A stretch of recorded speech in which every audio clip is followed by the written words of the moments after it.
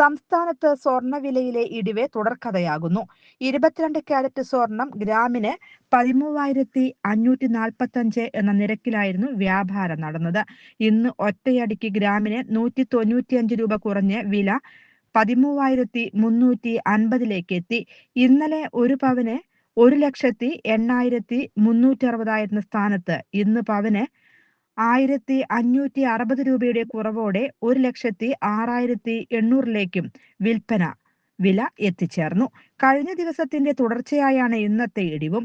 ബുധനാഴ്ച പവൻ വിലയിൽ 3,160 രൂപയുടെ കുറവായിരുന്നു രേഖപ്പെടുത്തിയത്. ഇതോടെ 2 ദിവസത്തിനുള്ളിൽ മാത്രം കേരളത്തിൽ സ്വർണ്ണവിലയിൽ പവന് 4,720 രൂപയുടെ ഇടിവാണ് ഉണ്ടായിരിക്കുന്നത്.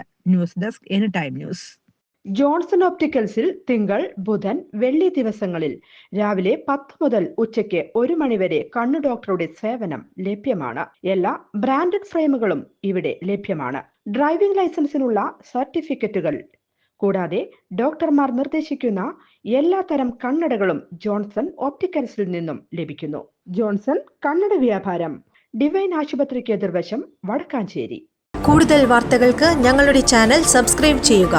ഫേസ്ബുക്ക് ഫോളോ അപ്പ് ചെയ്യുക. വാർത്തകൾ വേഗത്തിലറിയാൻ എനി ടൈം ന്യൂസ്.